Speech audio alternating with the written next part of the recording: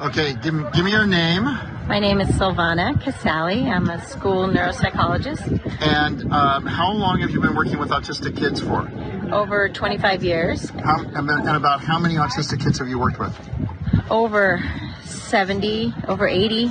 Yes. Okay, yes. And during that time, have you ever noticed any connection between the receipt of a vaccine and autistic behavior beginning?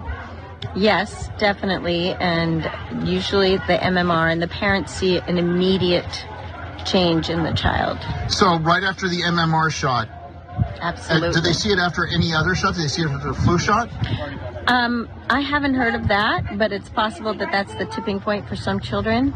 And so the reaction is immediate. It's not like 6 months later. It is night and day right after the shot. Immediate. That's been your experience. Yes, and parents have video of the child speaking before, and then they lose their language. Now, does that happen in 100% of the cases, 50% of the cases? No, it does not happen. A lot of times. If it happens, does it always happen immediately? If it happens, is the transition... My opinion is yes.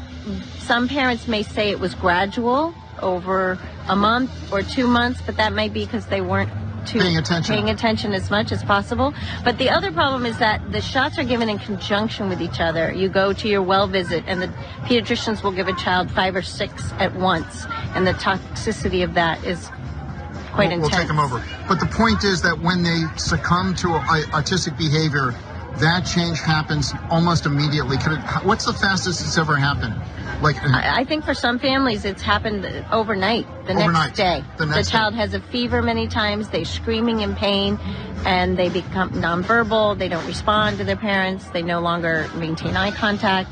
And so what percentage of these 80 kids over the 30 years you've been doing this, what percentage of those 80 kids would be connected to a vaccine-caused autopsy or autism? Sorry. I think it's probably all of them. I would say 100%. Okay, thank you. Yes, thank you. And that's what they'll all tell you, and the parents will all tell you. And I've seen the documentaries, I've seen the videos. I've had hundreds of parents come up to me all over the place. I'll be sitting in a hot tub on vacation, and a woman will be there with her husband. They got 3 kids running around, and 3 or 4 of them are all real healthy, and they'll have like their 5-year-old sitting there hitting their head against a coconut tree, literally going, meh, meh. They'll go, yeah, that's Jimmy. He was 18 months. Boy, he was sure smart and great, and boy, he was wonderful. And then he got the 3rd rounds, and he had convulsions that night, and then this is what he's been like ever since. I mean, it's direct. You don't need to be a scientist or a pathologist to know that if I walk up to you and hit you in the head with a baseball bat and break your nose, that it was the baseball bat did it. I mean, you give them the shots, they have convulsions. And another thing is the sudden infant death syndrome.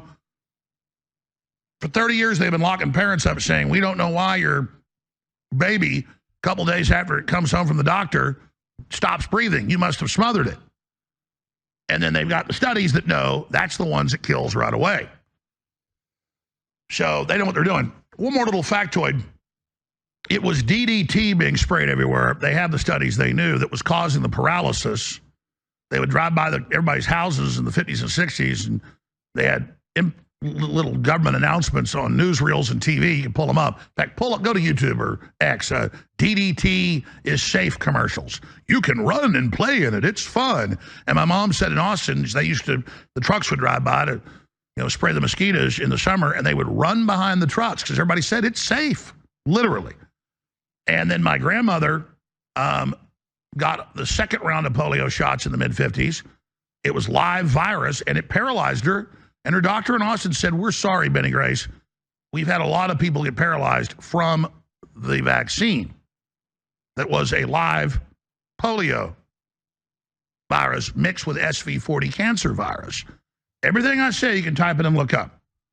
Type in live polio vaccine caused majority of polio, live polio vaccine, SV40 cancer virus.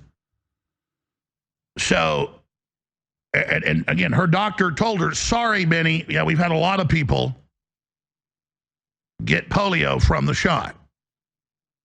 And I just showed you Reuters and AP, the majority of polio today caused by the shot. These are facts. But when Kennedy gets up in front of Congress, they go, you're crazy. There's no proof. The COVID shot's safe and effective. It's totally safe. You can't get COVID if you take it. They admit that's a lie.